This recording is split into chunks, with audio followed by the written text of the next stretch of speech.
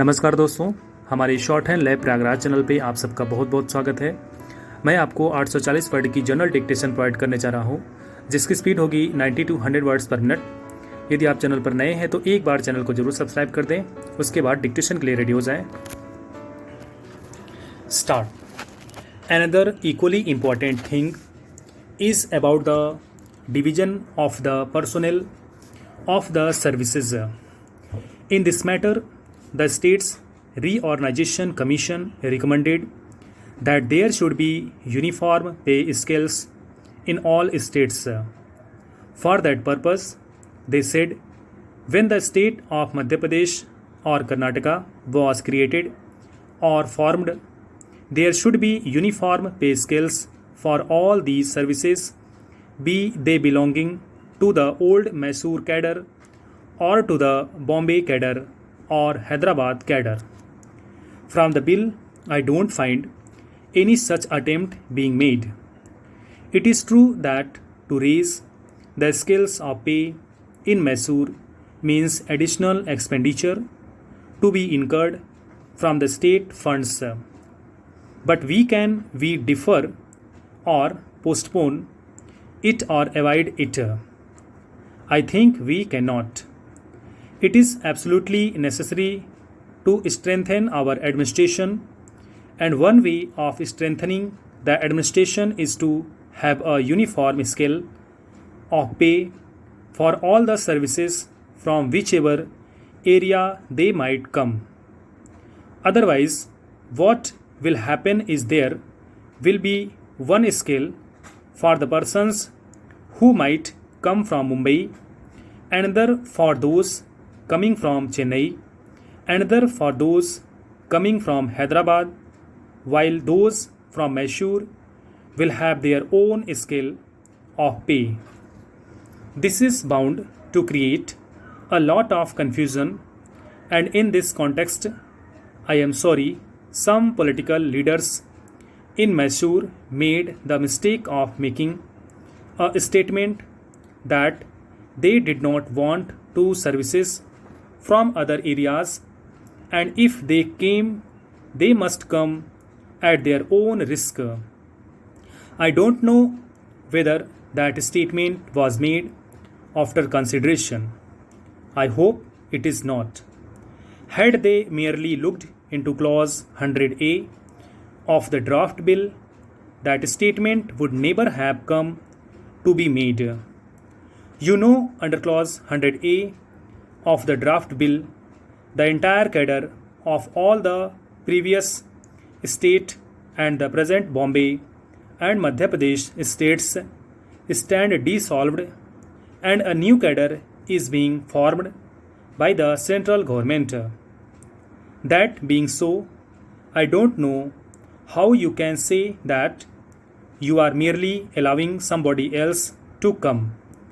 This has created a lot of bitterness, and a number of people have complained about it. The services in other areas are quite shy of coming to the new state, and it will not be in our interest to keep back any service if it is an efficient one. It might be necessary to put in more specific provisions. We are going to have the elections very soon. If we want to successfully manage the elections, we must have an efficient administrative machinery at the secretariat level as well as at the district level, and that would be constituted long before the election takes place. We have hardly a few months before us, and it would be absolutely necessary for the Home Ministry to give its attention to this matter and constitute the new services as early as possible. I hope the Home Ministry would give its best attention to this matter. This would also be necessary in connection with the working out of the 10th 5-year plan. A disgruntled or disorganized civil service will not assist you in implementing the 10th plan. I would like to say a few words about the division of assets and liabilities. You remember that in Mr. Vanchu's report, some specific recommendations have been made. Mr. Vanchu recommended, so far as the movable properties are concerned, a certain formula, and that was accepted in the Andhra Bill.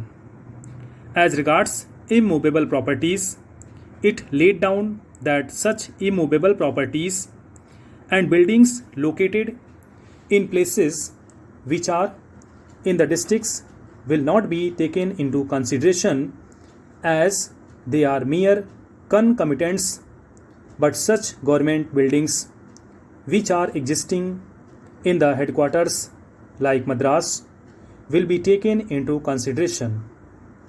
They will be valued on the basis of the formula that those buildings which have been built prior to 2000 will be valued at double the book value, and those that have been put up after 2000 would be valued according to the book value. This is a very reasonable suggestion. It is on that basis that the buildings in Madras were valued at nearly rupees 7 crores and odd.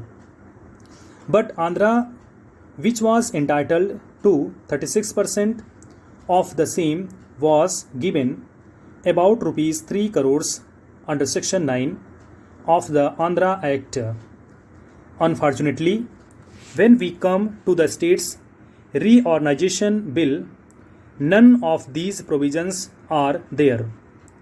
There is no provision for assessing the value of the buildings in big cities like Mumbai, Chennai, Hyderabad, Delhi, and other areas. What is going to happen?